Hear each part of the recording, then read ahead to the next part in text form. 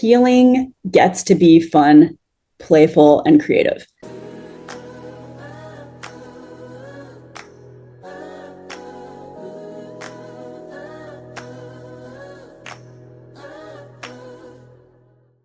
My guest today is Regina Gelfo. Regina is a somatic coach who runs dope events in St. Pete's, in Boulder, and in the Bay Area.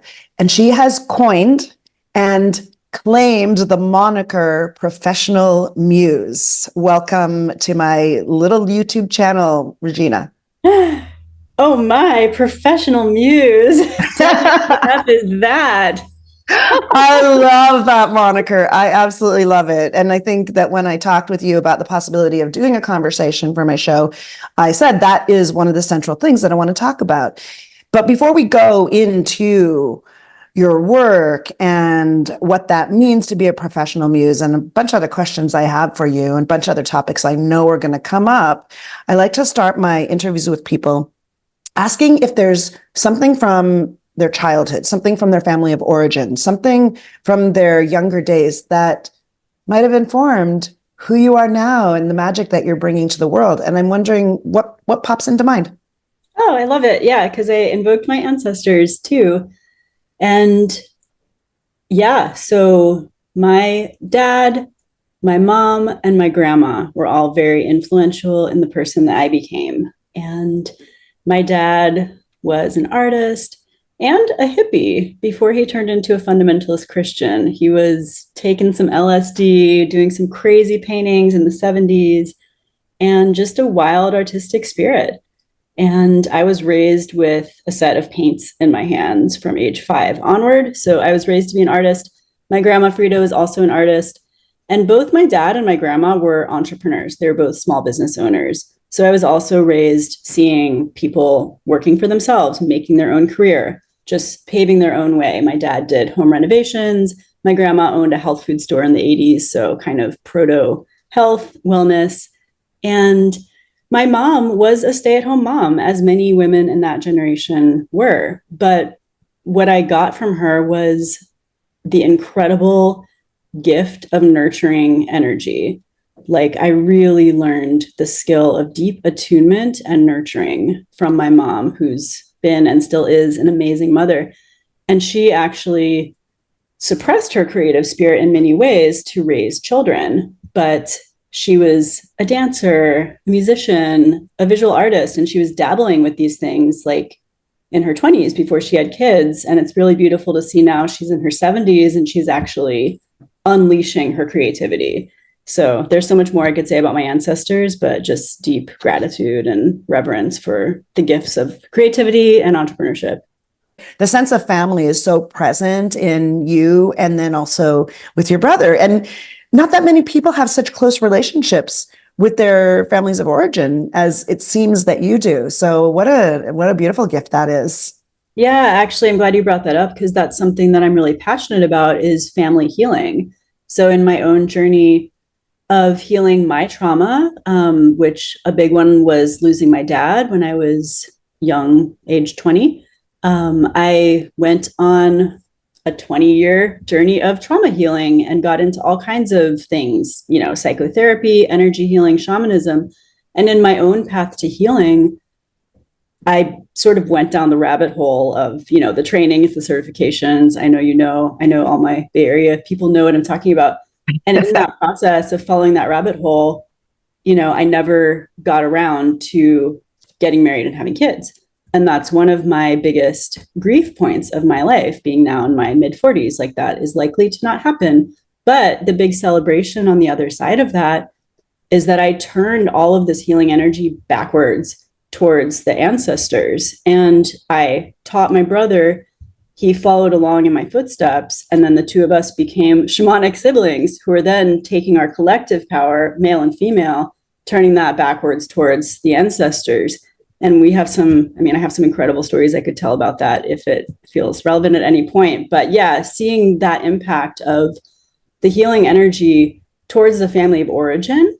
So yes, I'm sad that I didn't get to pass it forward biologically, but it's absolutely incredible to experience the healing gifts of what that's like as it comes back at me from my mom, from my brother, and like how we can all relate and sit together is, we enjoy hanging out with each other. We send healing energy to each other. It's really special.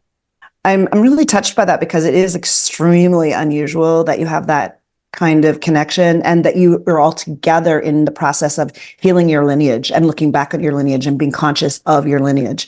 So beautiful. And I also really appreciate your bringing and naming the grief of the choices that we make. We all make choices, and we all have things that we leave behind and that we grieve. And I know that for many people in my communities, many women in their 30s, 40s, they are either facing that question of whether to have kids or dealing with the grief of not having had kids. And it's really real. And so I appreciate your naming it so much instead of just steering around it, because I think it's not that uncommon, especially in the circles that we travel in, where people have careers and they're very engaged in the world and they have a mission and a purpose that they're fulfilling, that sometimes that gets missed, or people struggle with the decision to do or not to do. And what I've told many people in my communities is it doesn't really matter which direction you go or which choice you make. You're going to have grief. You're going to lose something. There's going to be grief involved. It's part of the experience of being a human, whether it's grieving the part of you that was free in the world to do all the things, or whether it's grieving the part of you that might have been a parent. So I really appreciate that.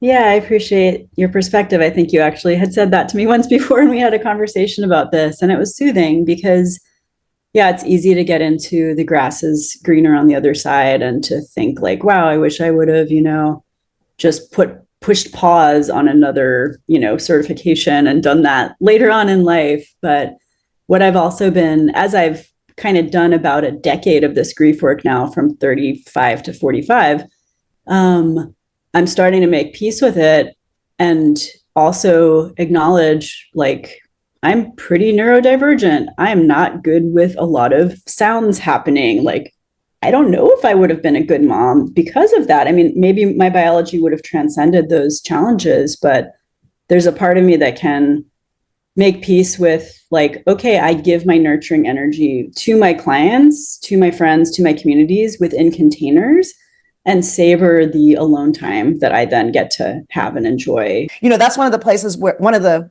number of places where you and I have intersected and connected and recognize and see in each other is the experience of being neurodivergent, specifically for me, ADHD.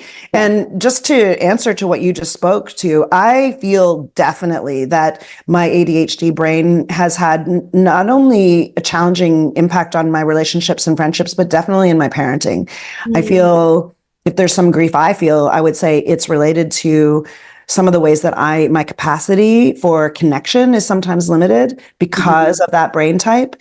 And so just to say, yeah, it's true. There's something real about the impact of neurodivergence and ADHD on relationships and our ability to really nurture and be present in deep ways. Somewhere on your page, you wrote that for people who are in couples and are dealing with challenges, that it's good that you're fighting, that you're not having sex, that you're not talking, and that you're so damn frustrated with the same pattern that you're ready to throw into the towel. And then you said the darkest hour is just before dawn. And I love that. And I feel like it's such a reflection of how I've experienced you. So true to who you are and what you bring to the world. Because one of the things I felt being in your presence and being in the containers that you hold, that you welcome it all. Mm-hmm. The light, the dark, the ease, the challenge, all of the pieces. And I've also seen how that does really create a lot of safety for the people who you're holding, but also for possibility. And so I'm wondering, is this magic that you've always had, that you came in with it, or is it related to what you just referred to, the healing journey, the recognition of trauma, the integrating of your past experiences? Yeah. Well, first of all, thank you for the acknowledgement. That feels really good and lands nicely in my system. That is one of my superpowers as a space holder, and it does create a really deep sense of safety and connection. So I appreciate that being named. I would say it definitely was not always a superpower that I had. My innate superpower was hypersensitivity, feeling everything. However, as a young person, that resulted in me just being flooded with stimuli and typically frozen and silent. So I didn't have the lens of sorting what's me, what's not me. And the skill you're talking about, I would call it the skill of alchemy, of transformation. And so it's in terms of, thinking sort of shamanically as well. A lot of people have sat with ayahuasca or done other plant medicines. There's the first part of a medicine ceremony for many people typically features a purge. You go in there with your intention, open my heart. And then what do you have to do? You have to let go of all this shit that's like keeping your heart closed. And that might happen through crying, that might happen through puking, through ruminating negative, anxious thoughts that are happening really intensely. But then when we get it out on the other side of that purge, there's some space. And in terms of the type of space that I hold therapeutically, there's also being able to mine that heaviness, mine the shadow for the gifts. And so there's a lens that can be applied cognitively and somatically of like, oh, yeah, let's follow that really uncomfortable, heavy sensation down and in. And that might take you to a deep sense of relaxation or peace, for example. And so these are skills that I've learned through my various trainings and through practicing them, primarily in the context of those training programs, workshops, as well as shamanic ceremonies, and just having had the experience hundreds, probably thousands of times at this point of doing the most uncomfortable thing imaginable and seeing positive benefit on the other side. And so after you do that a few hundred times, you get used to it and you start trusting that there's something really magical that can happen if we say yes to saying the thing we really don't want to say, doing the thing we really don't want to do, feeling the thing we don't want to feel. And that creates an opening. You do have that special gift for bringing that sensibility to other people. And I've seen you do it a number of times where through language, through energy, through your own presence, obviously through your own past experience, you can bring a sense of it's all good. It's all welcome. And I think it's it appears like magic in a certain kind of way.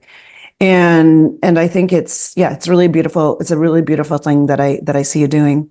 There's something about, learning that through transmission from the different teachers and lineages that I've sat in, one of which being Hakomi therapy. And the ethos of Hakomi is you, the therapist, become the medicine. And having sat with these masters, these Hakomi trainers, and they're just so soft and tender, and there's such a sense of fundamental okayness in their nervous system as they're contacting your deepest wounds and pain. And then the client's mirror neurons resonate with the mirror neurons of the therapist. And it's like, oh, it's okay to feel safe right now while I'm talking about this. So you kind of get that as the student, and then you can transmit that as the practitioner. Oh, I love hearing a little bit about that history because it so clearly reflects the experience that I have. And I also love you bringing mirror neurons into it. In my work as a speaking coach, I use the mirror neurons all the time because I find that if there's an experience or an approach to communicating that I want someone to deepen into or experience in their own body, that when I illustrate it as I'm speaking about it and drop into the energy of it, it's so much easier for them to have the experience in their own body. And once they have their experience in their own body, they're able to do that to bring it back so much more powerfully than if they're just working on a speaking technique. Totally. So mirror neurons are so powerful and can be applied in all the ways, not just maybe where we might assume, where we might initially think. So Alchemy therapy, is that what you said? Is that what you named? Talk a little bit about either that and or some of the other aspects of your lineage that feel like they're wanting to bubble up and be named right now. Yeah. Well, the Hakomi bubbled up, and then specifically there was a second training that came out of Hakomi. There's actually two of them that I've taken. So there were Hakomi is kind of one of the big. It's called a modern mindfulness-based somatic therapy method. It's one of the biggest ones in kind of the modern California psychotherapy world. And so there were people that took that training and taught that training, who then went on to develop their own things that were based in some of the fundamental principles of Hakomi. And one of the fundamental principles of Hakomi is organicity. So it's actually honoring the organic process of the client rather than trying to change it. And so you've seen me do that in one of the groups I facilitate with one of the students who was like really depressed, and kind of like welcoming that darkness and just meeting them right there, instead of like, oh, well, let's look for something positive in your situation, blah, blah, blah. So with that organicity, there were a few different trainings that came out of that. One of them is the Somatic method of relationship and intimacy coaching that I trained in for a couple of years. And that's actually the framework from which I wrote that quote that you read about, like, oh, it's, you know, it's great if this shit is coming up.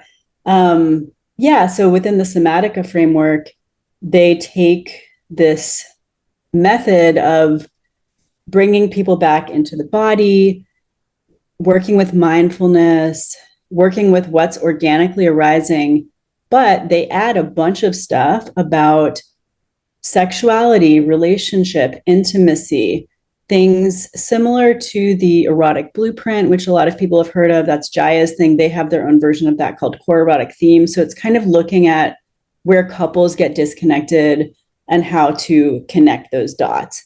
The other that came to mind was Vajrayana Buddhism, which, you know, I've really only scratched the surface of, but I've been blessed to sit with Lama Tsultrim Alione a few times and do a lot of her practices at home, which includes feeding your demons, 5 Dakinis mandala.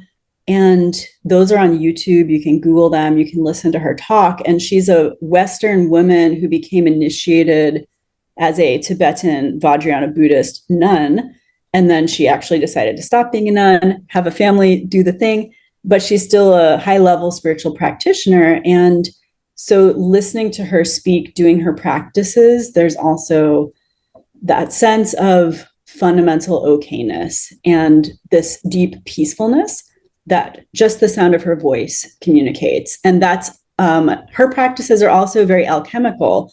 So it's really, Vajrayana Buddhism is considered to be a tantric Buddhism. It's about alchemizing, transforming something, taking this negative thing and turning it into the evolved qualities. And so this is a really fundamental part of the frameworks that I hold, both from psychological to spiritual. In my interview, it's going to probably be last week or recent interview with Alexi Welsh, I mentioned the erotic blueprints to him. He didn't know about that in the context of talking about sensitivity and how in some ways our mainstream culture has taken us down a route with sexuality that's kind of extreme and intense, and that has sometimes lost some of the aspects of sensitivity. And so I want to touch again on that piece of, you said your original superpower was sensitivity. Yeah. And so what do you notice about where the role of sensitivity is playing in your life right now? Because you said some ways it was maybe a challenge for you when you didn't know how to hold it or how to interpret it. You said it in such a more nuanced, beautiful way, but talk a little bit more about that, because I personally think sensitivity is something that we could all benefit from cultivating so much more, especially in our times now that are so overstimulated and so intense and so focused on, big experiences. I'm laughing because I'm like, how long do you have for me to talk about my sensitivity and all of the challenges? Like, seriously, I could talk for 3 hours. And so I could talk about the gifts that are born of my sensitivity. And I could also talk about the challenges that I still experience born of my sensitivity. And I could talk about ways that I help my clients develop more sensitivity and the types of sensitivity that I think are more needed in this world and less needed in this world. So many possibilities. How about then, I'm going to ask you then, since you gave me so many options, I mean, feel free to take it in whatever direction you want, but I'd love to hear more about what your perspective is on the sensitivities that our world needs more of, because I feel that there's a lot of gaps in recognition of that. Yeah. So, once again, I'm speaking from the perspective of a neurodivergent ADHD woman And so my experience of walking through the world daily is being bombarded, having my sensitivity bombarded with more stimuli than I can process or handle. And it's my opinion that most people experience this. And some of our brains are more affected by it, are more sensitive to it than others. However, I believe that even for those who are not super sensitive, like myself or maybe yourself, they're still affected by it. And so there's kind of a dulling of a deeper level of presence when we walk into a room and there's really, really bad fluorescent lights. Some part of my brain is like screaming, freaking out. Then there's another part of me that's like, push that down. You have to be normal. So that's happening all the time, right? There's like lights, then there's a lot of humans, a lot of sound. Then obviously the tech thing, most of us are married to one or more devices. We are symbiotically connected to them unceasingly. There are literally thousands of notifications that are pulling at our attention. So there's this kind of disembodied mind meld where, like, if I open my phone to see what time it is, I'll get 5 to-do items and feel 20 people's energy. And I can be aware that I'm actually feeling all of that and it impacts me. And then I have to like discharge that. And I think I'm aware of that because I have the type of sensitivity that you're asking about, the one I think more people need in the world, which is energetic sensitivity and sensitivity to what I'll call like larger mind. So as those of us who have sat in meditation, done plant medicine, done spiritual practices, many of us have had some brief experience of non-dual awareness where, I'm Regina, I'm sitting here meditating, but for 1 second, I'm connected with God and I'm feeling what it feels like to be the everythingness and the nothingness. Or, I'm seeing a vision, or I'm getting insight, or I'm thinking of a friend and then they text me 2 seconds later. There's this stream of magic and synchronicity and kind of greater mind. It's what, the Joe Dispenza fans of the world think of when they talk about the quantum field, even though my physicist friend told me that Joe Dispenza is not a quantum physicist. So let that be known. But there's this larger consciousness that we can tune into. And I think a lot of people could use more of that level of sensitivity. So through cultivation of mindful presence, which many of our community have done through various practices, meditation, psychotherapy, psychedelics. Also, I think it's fair and worth naming that a lot of muggles have cultivated this through activities like fishing, driving race cars, extreme sports. They're just not as pretentious about it, but I love that recognition. That's beautiful. Yeah, I'm sitting here in small town Florida, and I just finished like facilitating a private retreat for my VIP client who's from Texas, and we just sat out smoking cigarettes and watching the clouds all day, and he gave me like a great meditation retreat. I'm like, so when are we going to heal your trauma? And he's like, we're going to sit here and smoke this pot and watch the clouds for another 2 hours before we talk about my trauma. Right. So, yeah, I think sensitivity to mind, sensitivity to energy. Like one of my big pet peeves is when I walk through a public space like a store, a lot of people don't seem to know where their aura is and they don't seem to feel mine. And it baffles me. That's me.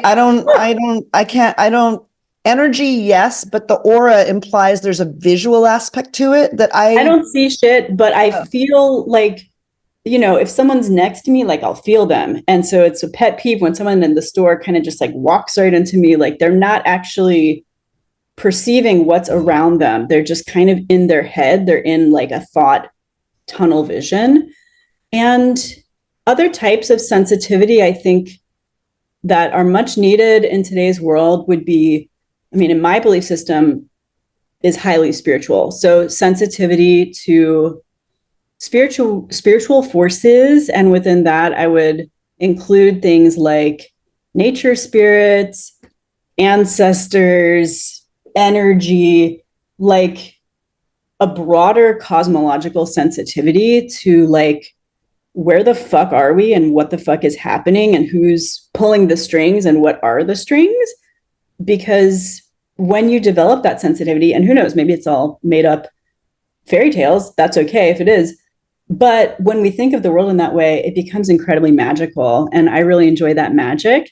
And I've had enough experiences of sensing things like this to just go ahead and let myself enjoy that magic. And I think more people in the world would enjoy being re-enchanted with animistic magic. The other forms of sensitivity that I think are really important to develop are sensitivity of what's going on inside of your own body, being able to feel that at the sensation level and get information about your safety, what emotions you're feeling, how to process those emotions. So this is what we do in like somatic therapy is we work with this inside of the body information. It's not cognitive, it's not mental. And so that's just a purely psycho-emotional form of that. But then when we get into the woo-woo thing, I also feel more people could use the woo-woo side of it, which is your chakras, your energy anatomy. And I have a Kundalini yoga certification. So this is something I've been practicing for 20 years, is like doing shit on the inside of my body to make my energy flow a certain way. And this relates to professional musing because it's about unlocking the Kundalini, which is our creative energy, which is also related to the Eros. So that's also what I do in my intimacy and relationship coaching practice. And when we unlock this creative energy, what's really exciting about that is we can not only create a cool painting or maybe a nice song, but we can create our career. We can create a unique lifestyle design. We can create the life that we actually want. And this is what my brother and I call creator consciousness. Maybe other people say that too. And that's ultimately what I'm most passionate about. It's amazing. And I can see how that's a perfect segue into the concept exploring two things I want to take note of. The concept of professional muse and what that means seems very central to what you just described. But I also want to talk a little bit about Dakini and Tantrika perspectives. So we'll look at all those monikers and those experiences, those archetypes a little bit. But I do want to mention again this Dabrowski's theory of overexcitabilities, because it's a powerful model that I think sheds light for people who are dealing with children, like it sounds like you were.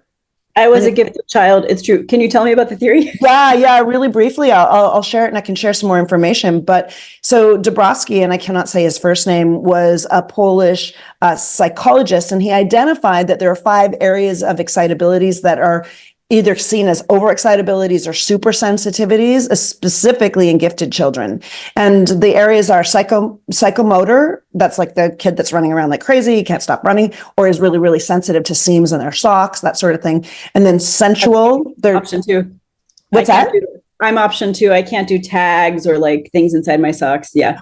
Well, actually, I have a sense that you probably have multiple overexcitabilities. I mean, and not, let's just say that super sensitivities is probably the better word. I mean, it's officially called overexcitabilities, but yeah. Okay, yeah. What are the rest of them? So psychomotor, sensual, yeah, intellectual, lots of ideas, yes. Imaginational, which it sounds like you have, not everyone does have, and emotional. And I wouldn't be surprised if you have quite a few of them. Oh yeah, I've got all those for sure. Yeah. He has a whole concept and a whole theory about it that helps people with gifted kids who do have super sensitivities like those, which is extremely common. And the higher the level of giftedness goes, the more likely you're going to have both neurodivergence, but also overexcitabilities. And so obviously just having that awareness as a parent is going to help integrate with the child, either consciously, like intentionally, consciously, explicitly, or implicitly. But then he also has ways of, some ideas about how to help people help kids integrate that. So I don't know. I personally always think that just the awareness of something like that has a huge amount of power in and of itself. Totally. Yeah, it definitely helps me to have all those awarenesses, which I've gained through studying neurodivergence over the past few years, and especially how it presents in females. I think the biggest challenge for me is how to communicate about it to intimate partners in a way where they can understand it without taking it personally. That's been a thing. Okay, that's a perfect segue into the one that he names as sensual. And you already mentioned the erotic blueprint model. And I have been so thrilled. And I want to hear more about the other model you mentioned and see if there's things that relate to it. But recognizing myself as an energetic has been so powerful for me in recognizing that I've been acculturated to be, most of us are acculturated in sexual, and more recently, I think a lot of kink, but that when I recognize there's this whole world of sensuality and of sexuality that has to do on the energetic level has been mind-blowing for me. And so I don't know if that's a good segue into, but I really want to hear more about how you understand, because you mentioned at one point or something I read about if you are not sure if you want a therapist or, you didn't say muse, but probably a muse or a shaman or a tantrika that you should call you. So tell me a little bit about how you perceive the ideas and the concepts and the archetypes of tantrika and dakini and how that relates to maybe or is supported by probably some sensual super sensitivities in you. The dakini tantrika archetype and sensual superpowers. And I could talk a lot about this too, because I think there's sort of a shallow understanding culturally of the dakini or tantrika archetype, which can be problematic for those of us who deeply embody it. And so what most people understand that to be at the most crude level would be a sex worker, someone who is giving sexual medicine. And at a deeper level, however, I see it as an alchemist in female clothing. So as we were discussing earlier, the dakini it's a spiritual being. If you're looking at Vajrayana Buddhism, it's a female Buddha. And in this practice called the 5 dakinis mandala, which I have received a transmission from Lama Tsultrim and practiced, there's 5 female Buddha families, and they correlate with the 5 elements. And each one of those has a shadow emotion and an evolved emotion. And so when you do this practice, you alchemize the shadow into the evolved emotion. And so for me, my understanding of a tantrika or a dakini is really about alchemy. It's also what you referenced earlier. It's about welcoming that most unsavory part, someone's grief, someone's rage, someone's trauma, and holding it with loving arms.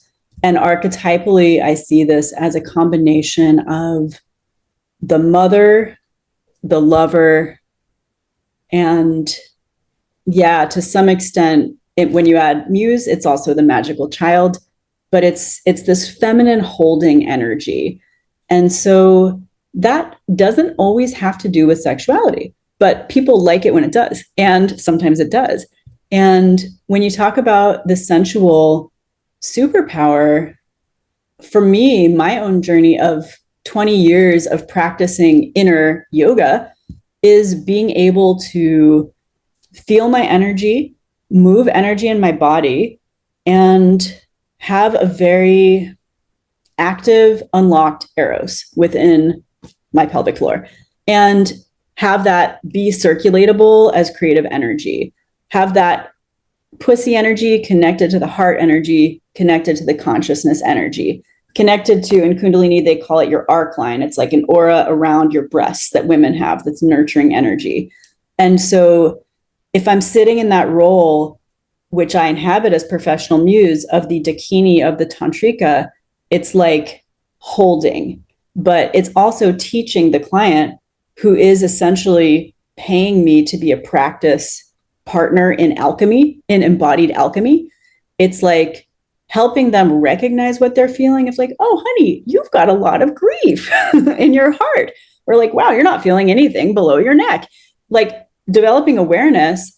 And then through the energetic exchange and the holding, it's raising energy. And it's like helping their energy expand, open, and then learn skill in directing with the laser focused arrow of intention, which is where a little more of the divine masculine comes in. So I'm not sure if that's exactly what you're hoping for, but that's how I see it. Well, first of all, I love that as you're talking about this, your light is changing and Yeah. all the rays of light are happening and catching your hands and in all the ways. I love that answer. And I also think that for some people it might be a little bit esoteric. It's definitely esoteric. Yeah. And I'm wondering, what does it mean for someone to hire you as a professional muse? What would they experience and what would you do? Yeah, I'd love to answer this question once and for all because I still struggle with it, even as one of the only people on earth claiming this title. And I think the reason I struggle with it is because there's not a cultural context. There's not a job title or a box that is visible socially, that is recognizable for this besides priestess. And that's not even a thing in this society. But it's really this form of feminine space holding that is midwifing someone into becoming a fuller version of themselves. And it's doing that through some way that is inherently feminine. And what I mean by that is it's about going down and into the body. It's about the heart. It's about two-way intimacy and care. Like, yeah, we actually get to know each other. It's not just a therapist sitting back here. I read a quote recently that's like, the most healing thing is knowing someone else actually cares about your sadness. Like that two-way love and care is a big part of what it means to be a professional muse. And I recently got this book. I'll show you. The 9 Muses. And this book is helping me understand how to talk about this thing that I do, this thing that I am, because for me, it's like, oh, I'm a somatic coach and I have a background in the arts and tech and I like to make shit and I have ideas and I'm a visionary. But like, how does that all fit together? And yeah, there's like tantra and sacred sexuality. Like, it doesn't make sense. But when I read the first page of this book, it's the etymology of the word muse and all of the things that it references. I'll just read some of them popcorn style. It talks about a mausoleum, a place of study, a temple, a museum. The verb to muse is to ponder or reflect, which is what I spend about half of my day doing. And I do consider that working. It talks about the basis for the word muse relates to creative muck, slime, primeval. And it talks about the sound and form of creation, life itself born anew. It talks about the feminine elements, the sources of flowing rivers and lava streams. And it talks about the word mystery, secret rites, initiation, ministry, and amusement and music. So it's a little, again, it's hard for me to not be esoteric when talking about what a muse is, but somehow if you write down the words creative muck, mystic, initiation, music, amusement, that encapsulates the ballpark. And to put it more succinctly, what I do when someone hires me as a professional muse is I start with a conversation about what their suffering is. And the two, so I've had 2 of what I would call VIP muses that have gone the full year or more journey with me. They hired me because of things like, okay, I'm 60, I'm bored, I've done 2 startups, I want to know if there's more to life. I've had a beautiful family, I have everything I could want in this world, but is there more? I read about this psychedelic therapy stuff that people are doing for cancer. I've got cancer. Maybe I want to try some mushrooms. Like maybe I want to meet God. I've always wanted to write a book. So yeah, I can help you do those things. I helped this man do those things. His mind was blown. His life was changed. The other one, it's like, oh yeah, I've had, insomnia and extreme panic attacks for well, my entire life, 40 some odd years. That's just normal. Nobody can fix it. I don't trust therapists. I don't trust mainstream, blah, blah, blah. I've tried every pill that's out there. And so people might come to me with like an ennui, existential boredom, desire for a kiss with the divine, desire for a taste of magic, or they might come to me with a severe physical or emotional problem, significant trauma. Either of those doorways is going to take us to the same place, because in the process of healing, something is going to be opened up that's going to be a wellspring of inspiration, creativity, connection to their organic desires, what they actually want, what they enjoy, a deep reclaiming of their self. Like in IFS therapy, we'd call it self energy, like someone's true self, not the box they've shoved themselves into for 50 or 60 years. Not the constructed world, yeah. To try to please society or their boss or their wife. Like, no, their true self is going to come out. And what do you want to make from that place? So it's hard to talk about, but it's easy to do. I think it's amazing the way you're talking about it. I think it's super inspiring, and I'm going to imagine that a number of people are hearing it going, wow, I really need that. Well, that seems like real life practical magic that's desperately needed by so many people. And I just love the way you describe it. It's beautiful. Really beautiful. And one of the things I think I'm hearing in it, in terms of tying back to some of the earlier parts and earlier threads in the conversation, is that part of the skill set that you use is the Tantrika and Dakini energy and the sensitivities and the connection with the sensitivities and the healing of your own trauma, your own journey and your own lineage, to bring all of that into being able to be present in a way where you can reflect back and connect with people in order to help them with that. That's absolutely right. Yeah, like I facilitated a private retreat for my current VIP Muse last weekend, and we were sitting in an Airbnb just smoking cigarettes and watching the clouds for hours. And, you know, he's reflected to me many times, like, yeah, the reason I'm going to you is because you get this. Like, you've been through your own journey. You've healed yourself. You're not just reading about something in a book and then like, oh, taking notes and like, blah, blah. It's like, no, I'm there. He feels my heart. He feels my care.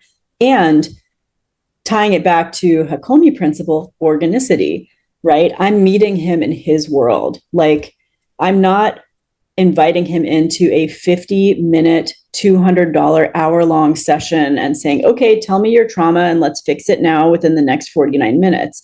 If you're working with me at a VIP level, we're constructing an ideal situation for you. And so for this person, it was sitting in the yard, listening to new metal, not my favorite genre personally, blasting some fucking metal.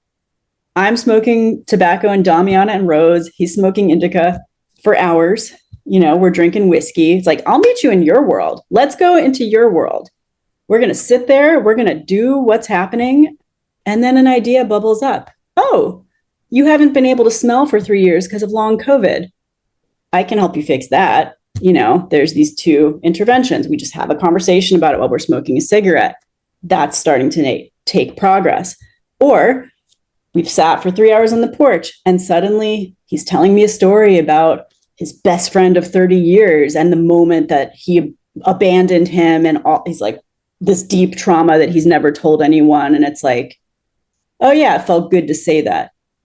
And then the other part that I haven't gotten to that's really important is the role of creativity and creativity coaching and creative expression therapies in the Professional Muse container. And my master's degree is actually with an emphasis in sound, voice, and music healing. So participatory sound making for depression was my thesis. Singing as a cure for depression was my graduate thesis. And so in this case, because it's such a good story, he tells me about this trauma, this best friend who betrayed him, and he's so pissed and he's never told anyone this story. And I'm like, wow, all right. And I receive it. And then I'm like, you hungry? And he's like, yeah, we make a salad. We just have a beautiful salad. And then a couple hours later, somehow through a joke, I'm like, I know what you're doing this afternoon. You're going to write a poem about this guy. you're going to write a piece. And because the other thing about this gentleman, he loves music and he won't play because of the trauma with these past friends and various things that have been traumatic with music. So he hasn't been playing in like, I don't know, 20 years. So I'm like thinking, I'm going to get this guy to write a song, but I'm not going to tell him that. I'm going to tell him, I'm going to leave you alone for 2 hours. I want you to blast some new metal free beats on YouTube. Here's 9 pieces of paper and a magic pen. And I want you to just write something about this guy. Maybe it'll rhyme. Here's a website where you can find rhymes. And when I get back, you're going to either read me a poem, you're going to show me a piece of paper with 5 lines, or you're going to have a fully fledged rock song that you're going to perform for me tonight. And I am so delighted to report that it was option C.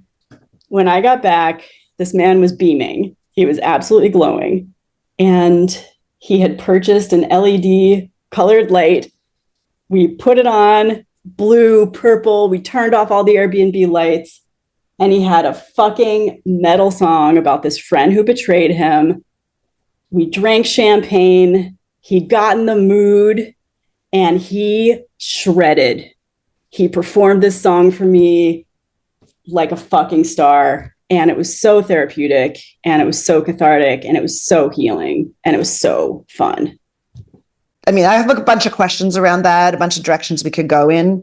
But the first thing that strikes me when you tell that story and how it came about was the level of spaciousness and sensitivity and spaciousness that you created in that environment, that there was time, that there was 2 hours to come up with what might be next, that he had the room and the space and the safety and the permission and the invitation to create something new. How did it transform him though? Because I think you could hear that story and think, well, okay, but that doesn't relate to me because I don't want to be a songwriter. I don't want to write.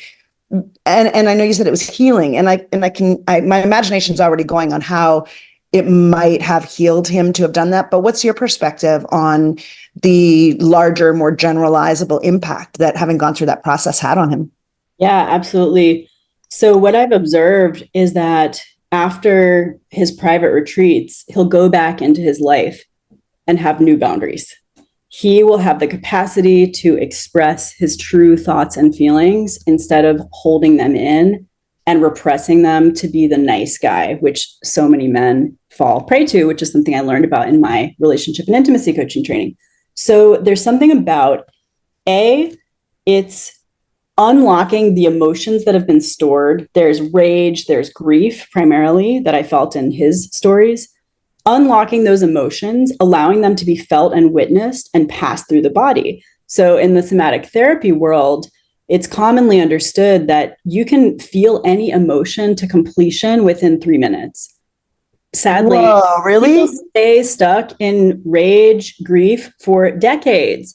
But if you know how to make space for the thing to move through your body, I've actually completed it in 1 minute. There's a really cool exercise. If there was more time, I could teach it.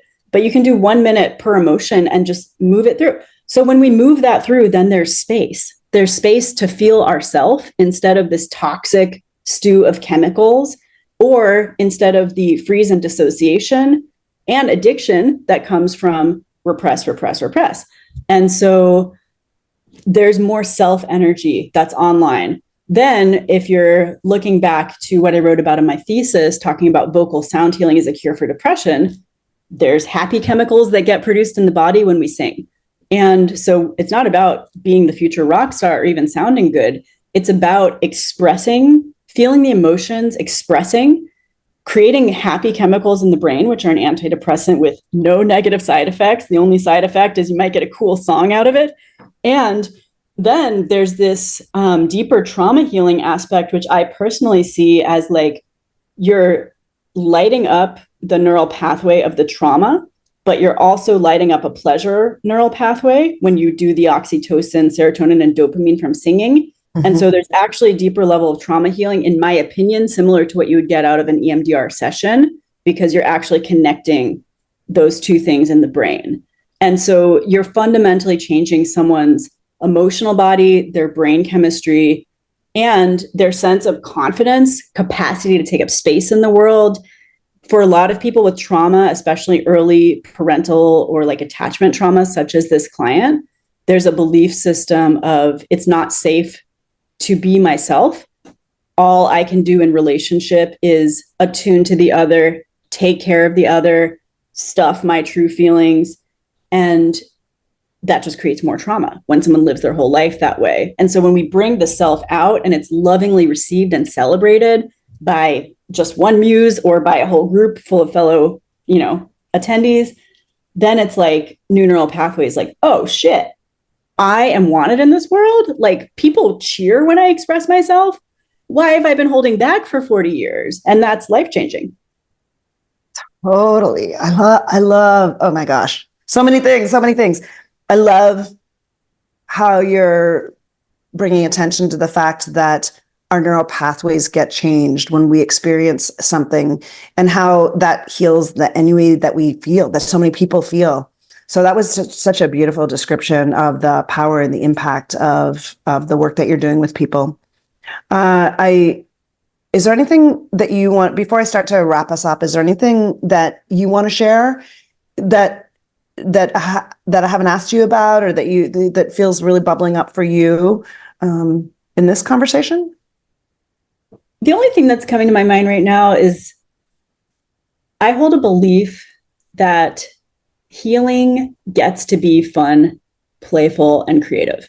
I love it. That is core to what a professional muse does and facilitates, which doesn't mean it's not going to be hard, because it's definitely going to be hard. We're going to talk about all the things you don't want to talk about, and I'm going to make you do things that are incredibly uncomfortable for you, but only if you really think they're actually probably good for you.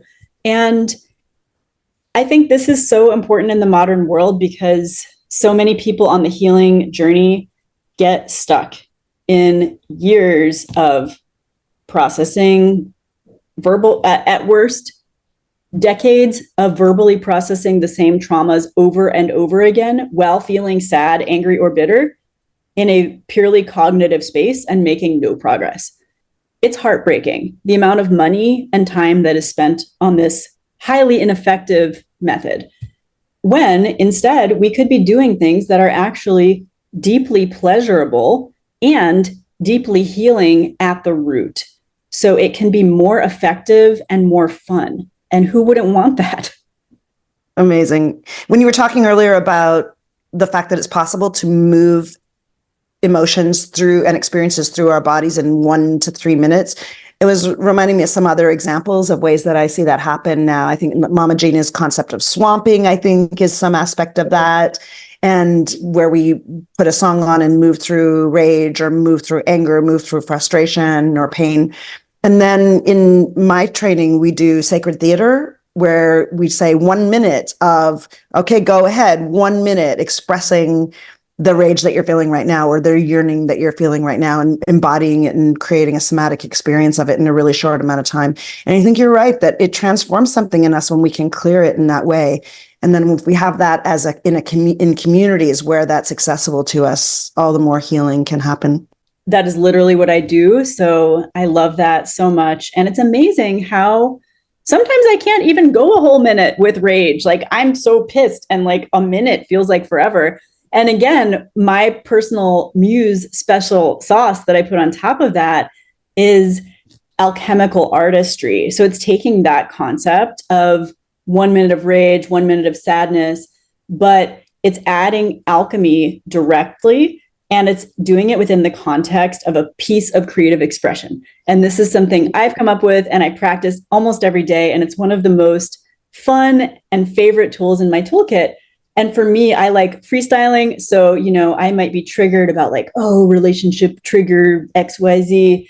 And I'll put some beats on and I'll start from kind of the disempowered. It's like, oh, blah, blah, blah, blah, blah, blah, blah, blah. But then I'll flip it into the more empowered narrative, and then I'll finish the song from that place. And so you're kind of going an arc, a transformational arc within one piece of art. It could be done also in a dance or a poem.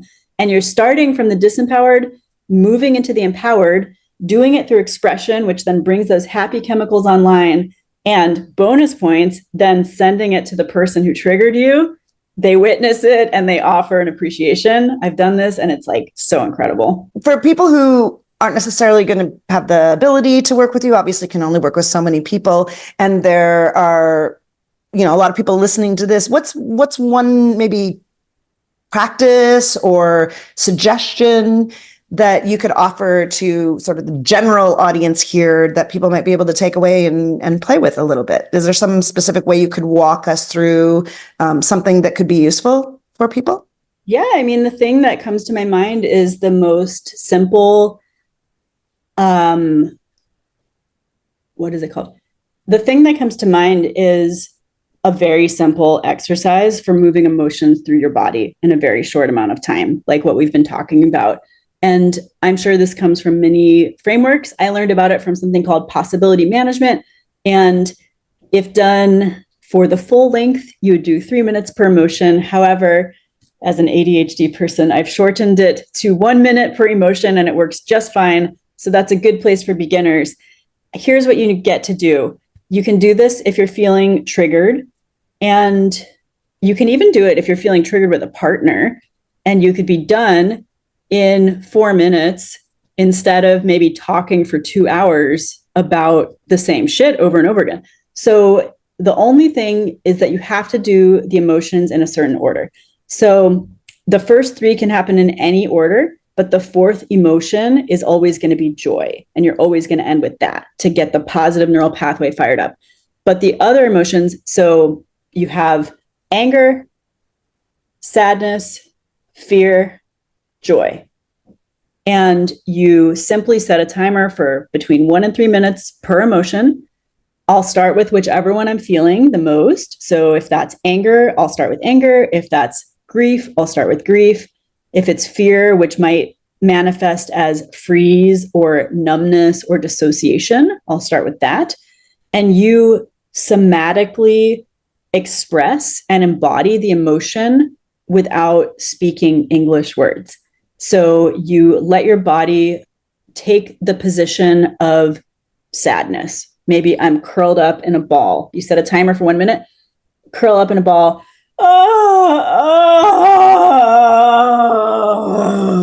Make that kind of sound. Don't talk story. Don't get into story unless you need to get into story in your brain to get that sound going. Timer rings. Okay, anger. Maybe you're going to pound some pillows, maybe pushing against the walls or the floor.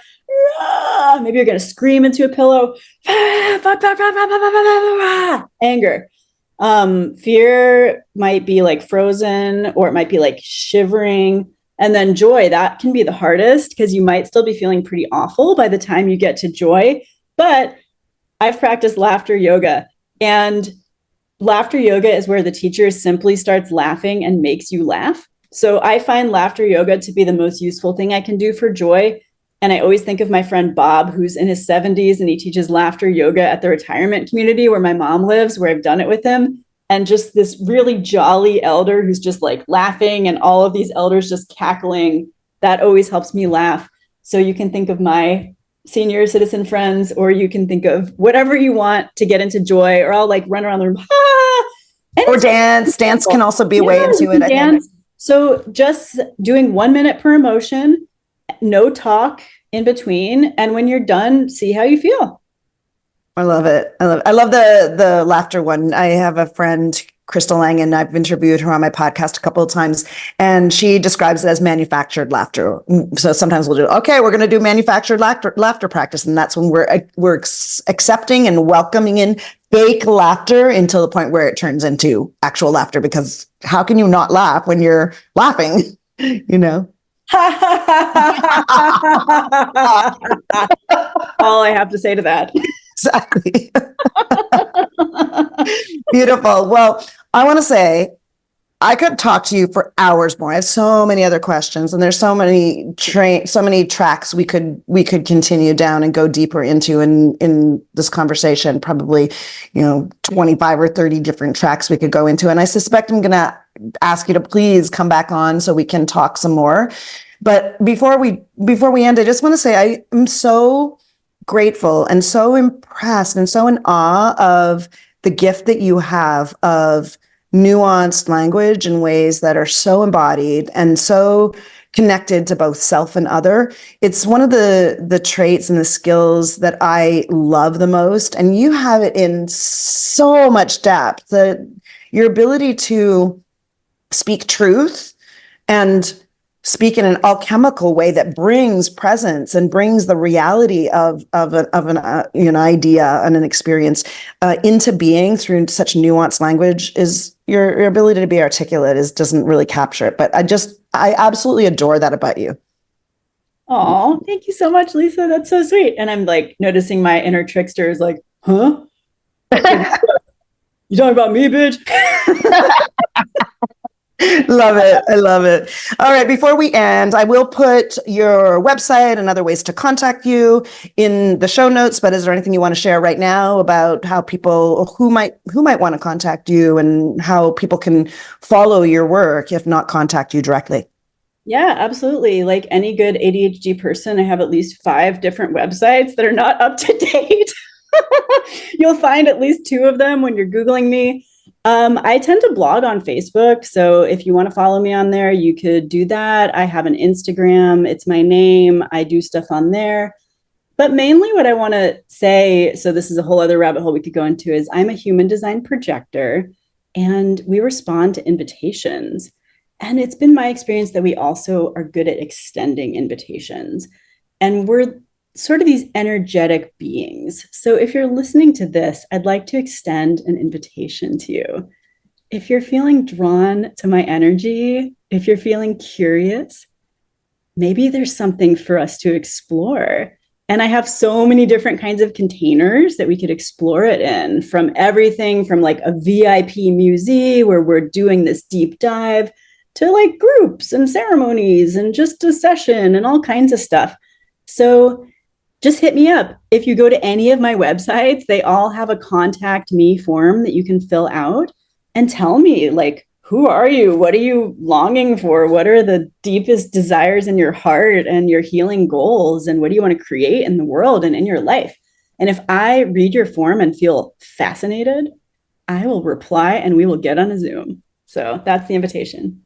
Such an example of a professional muse, such an invitation. I just love it. Beautiful. Thank you so much, Regina, for taking the time. And I look forward to our next conversation in person here on my channel or somewhere in the world. Oh, thank you so much for having me, Lisa. It was really a delight. I could also talk to you for hours, and I feel like I became a woman today because I've now done my first professional podcast interview. Unbelievable. That's your first. You have many more in your future, I am sure. So. Yes. And I enjoyed it so much. So thank you so much. Thank you. And if you're here listening to our conversation, I hope you benefited so much and have so many new ideas forming and possibility for yourself, and feel called to reach out to Regina and get into a container with her, or even just a conversation. And in the meantime, if you would like to watch another video, there are a couple here. You can check out a playlist or another video. So I'll see you next time. Thanks.